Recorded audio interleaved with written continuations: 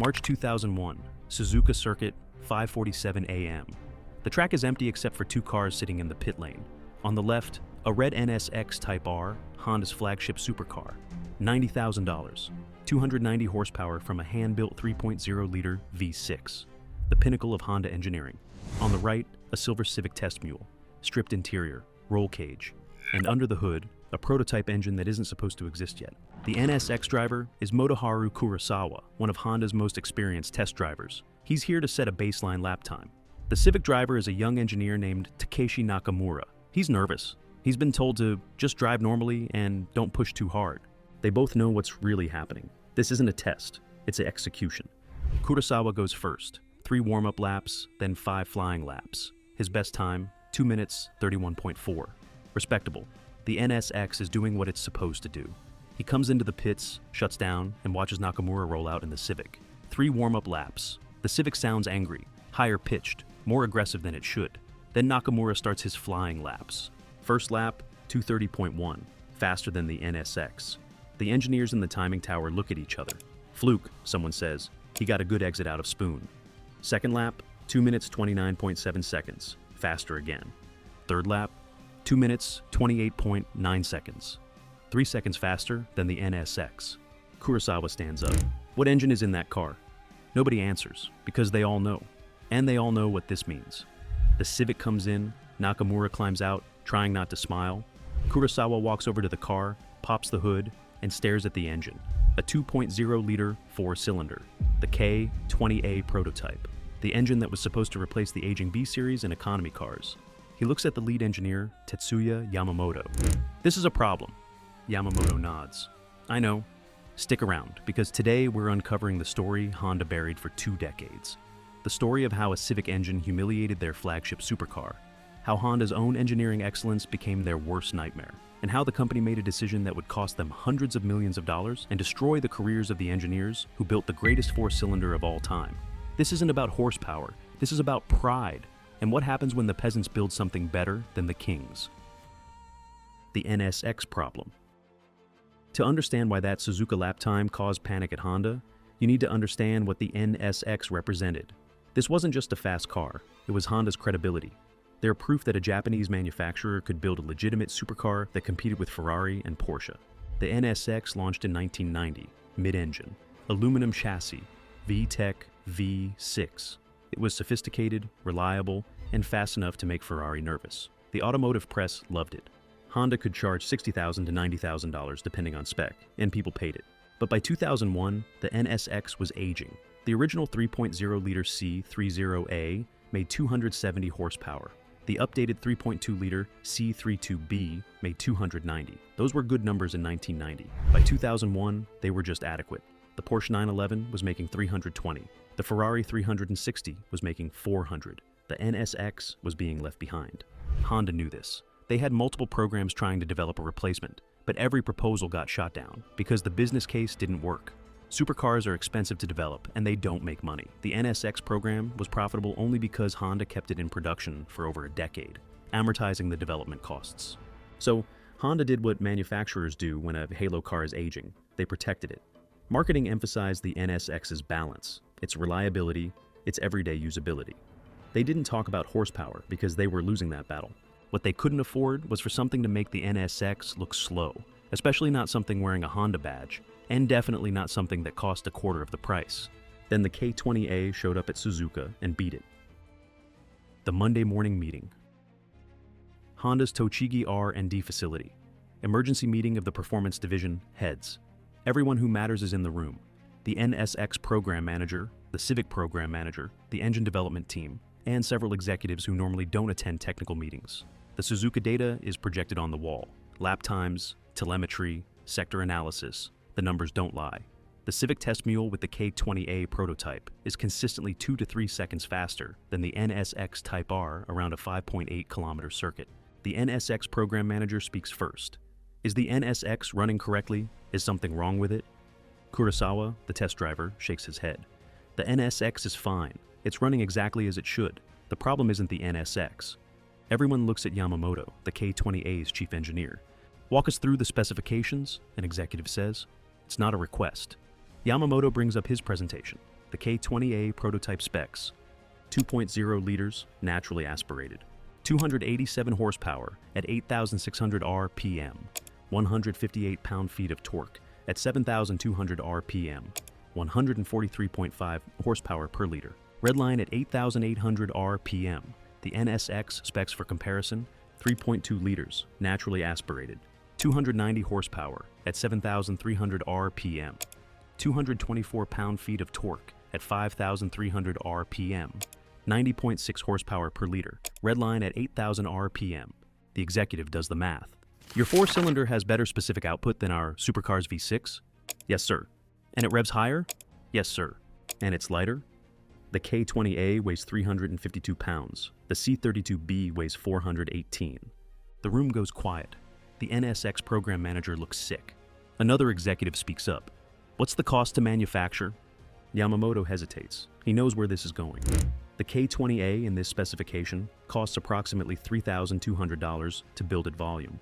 The C32B costs approximately $8,900.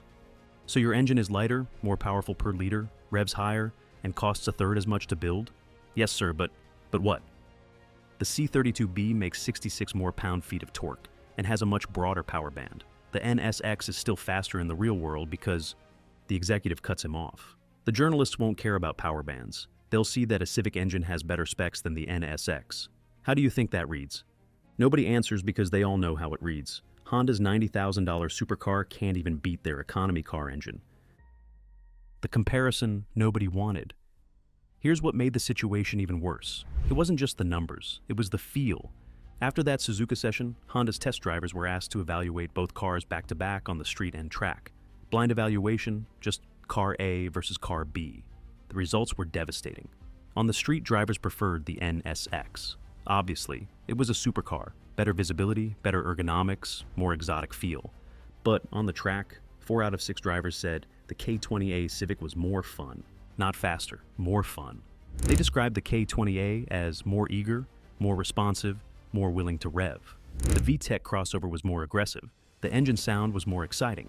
One driver wrote in his evaluation, "The K20A feels like it wants to fight. The C32B feels like it wants to cruise." This was unacceptable. Honda had spent millions developing the NSX as the ultimate driver's car, and their test drivers were saying a stripped Civic with a prototype economy car engine was more engaging. But the final insult came from the lap times at different tracks. Honda tested at Suzuka, Motegi, and Fuji Speedway. The results: Suzuka Circuit, 5.8 kilometers, NSX, Type R, 2 minutes 31.4 seconds, K20, Civic, 2 minutes 28.9 seconds, Twin Ring Motegi, 4.8 kilometers, NSX, Type R, 2 minutes 8.7 seconds, K20, Civic, 2 minutes 7.1 seconds, Fuji Speedway, 4.5 kilometers, NSX, Type R, 1 minute 52.3 seconds, K20, Civic, 1 minute 51.8 seconds. Every track, every session. The Civic was faster, not by huge margins, but consistently faster. And everyone knew why. Power to weight ratio. The NSX Type R weighed 2,844 pounds. The stripped Civic Test Mule weighed 2,390 pounds. Even with less total power, the K20A Civic's power to weight ratio was superior.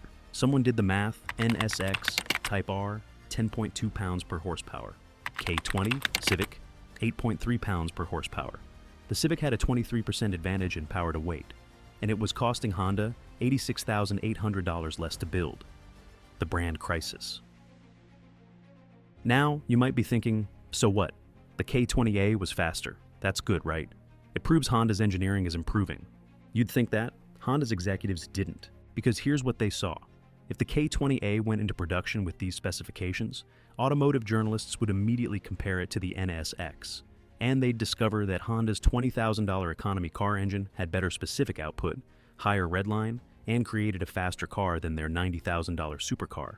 The headlines wrote themselves, "Honda Civic engine beats NSX in specific output." Is the K20A the best engine Honda makes? Why pay $90,000 for an NSX when a Civic Si is faster? Motor Trend would do a head-to-head, car and driver would do a track comparison, and the NSX would lose. Not because it was a bad car, but because Honda's engineers had made the K20A too good. Then there were the NSX owners, people who had paid $90,000 for exclusivity, for the pride of owning Honda's ultimate performance car. How would they react when they discovered a Civic had a more advanced engine? Honda's customer relations department ran the numbers. They estimated that 30 to 40% of recent NSX buyers would demand compensation or file complaints.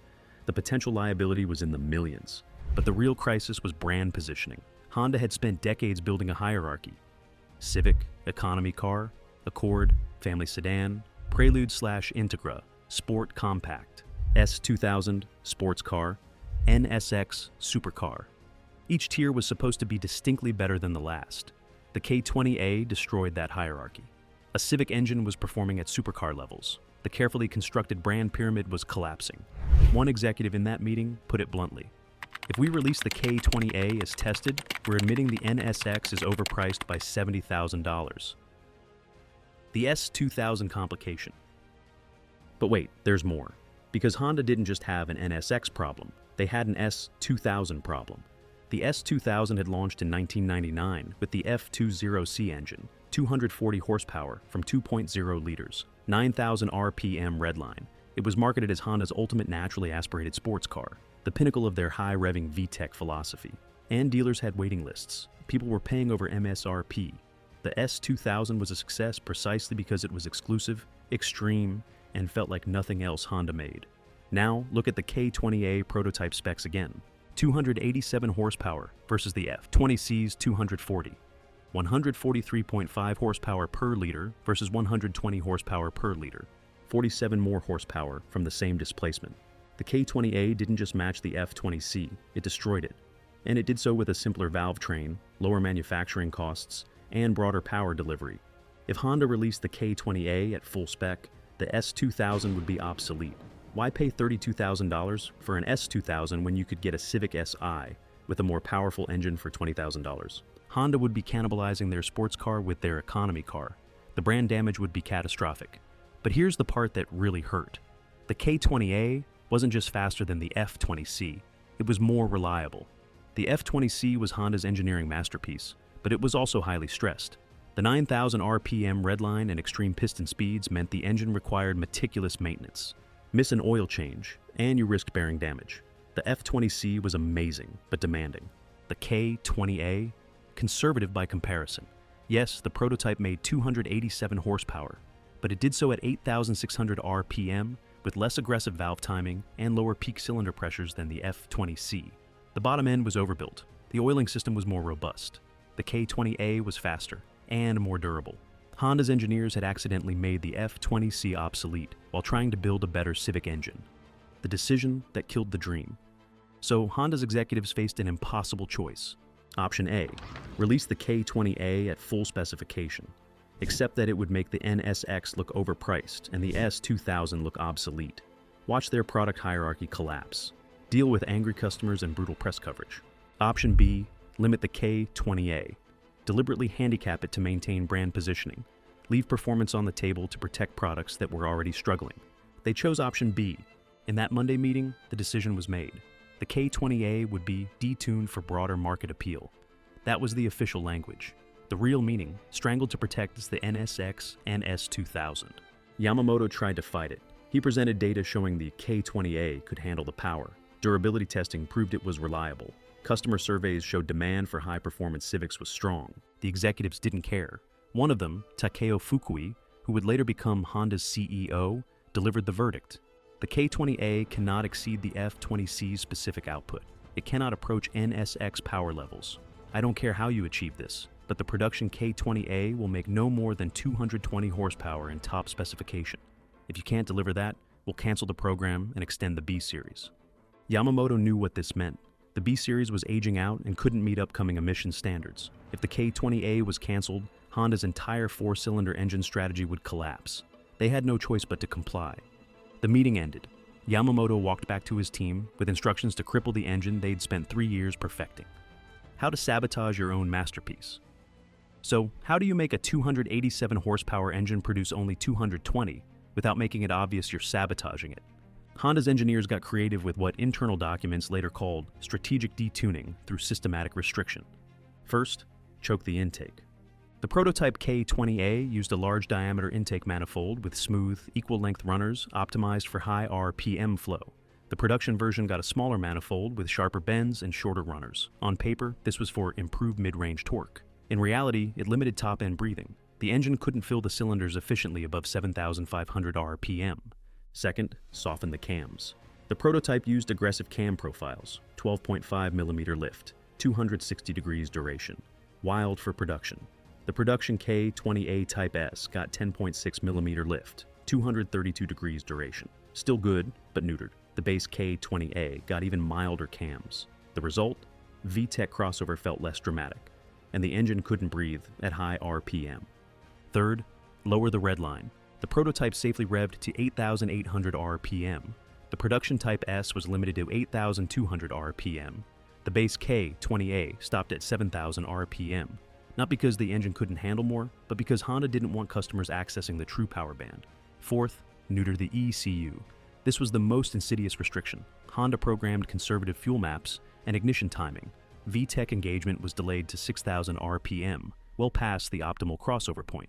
The ECU pulled timing aggressively to prevent any possibility of knock, even though the engine could handle more aggressive tuning. The result? K20A Type S, Japan, 220 horsepower. K20A, US, Civic SI, 200 horsepower. Prototype capability, 287 horsepower. They'd left 67 to 87 horsepower on the table, and they'd done it so subtly that most people wouldn't notice. But the tuners noticed. The tuners exposed the truth. By 2003, K20As were hitting the streets in the Civic SI, RSX Type S, and Accord Euro R. And almost immediately, something strange started happening. Bolt-on modifications were yielding absurd gains. A cold air intake, header, and exhaust on most engines nets, maybe 10 to 15 horsepower. On the K20A, 30 to 40 horsepower. The forums exploded with dyno charts. Stock RSX Type S making 200 horsepower. Same car with intake, header, exhaust, and an ECU flash. 267 horsepower. And people couldn't understand it. Why would Honda build an engine that responded like this to basic modifications? Why would the factory setup be so restrictive?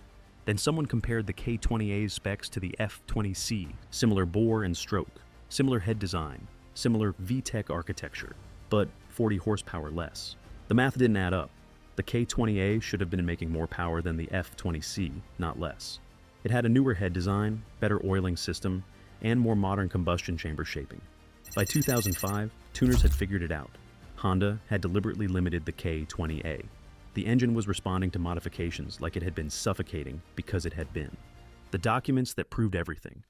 Then, in 2006, the evidence leaked. Someone using the alias Itsuki posted on a Japanese automotive forum. He claimed to work at Honda R&D, and he had documents, development reports, dyno charts, internal emails, meeting minutes.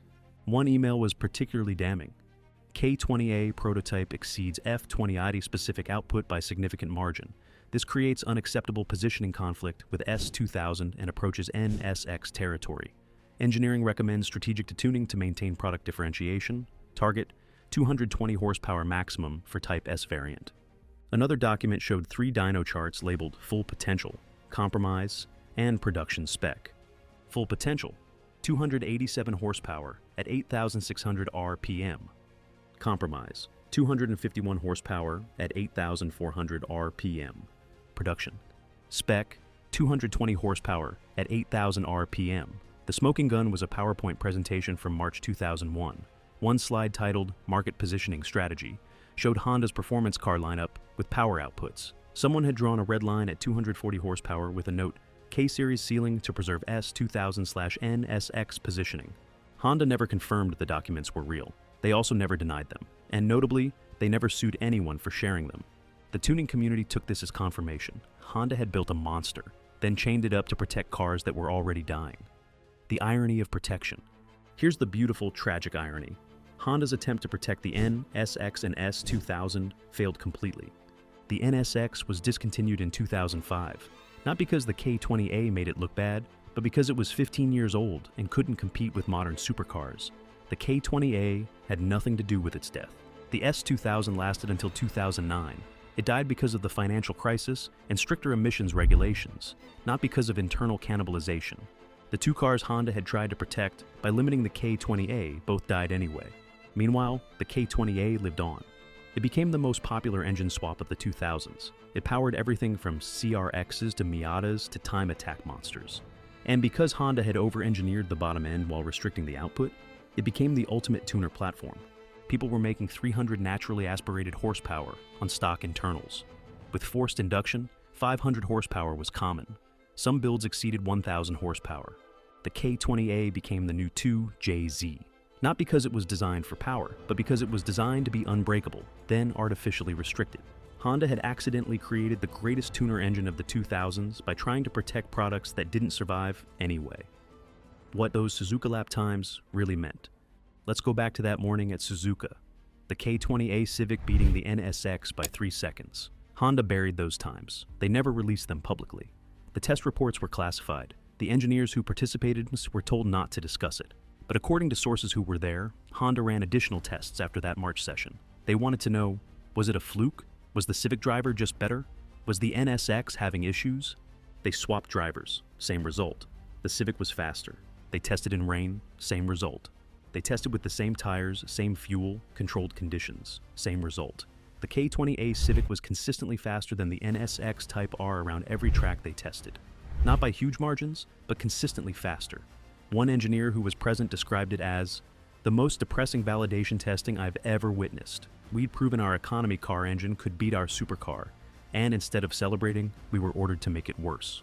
Honda never published those lap times. They never marketed the K20A's capabilities. They pretended that session never happened.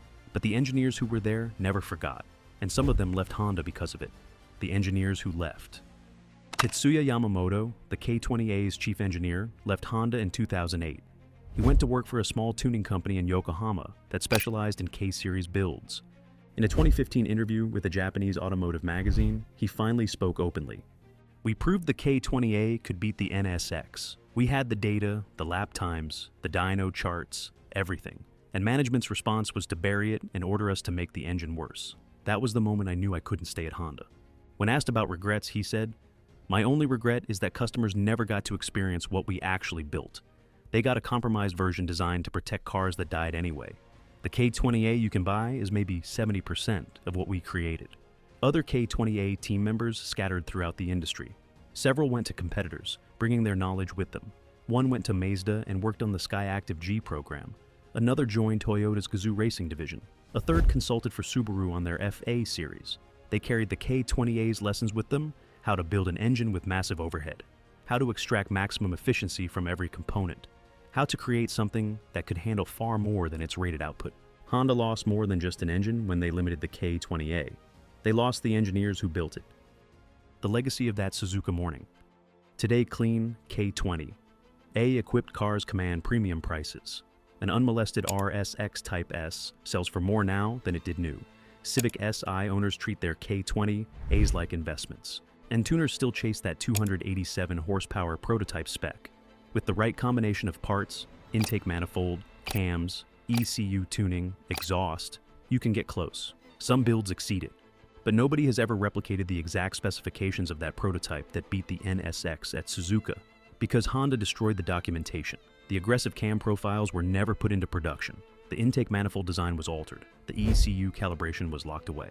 Engine serial number K20A-000-001, the Suzuka prototype, still sits in Honda's Tochigi facility.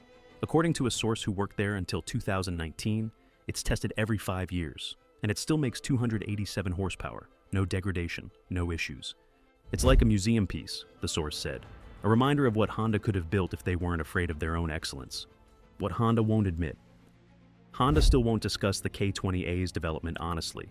Ask them about the prototype specs, the Suzuka testing, the decision to limit output, and you get corporate non-answers.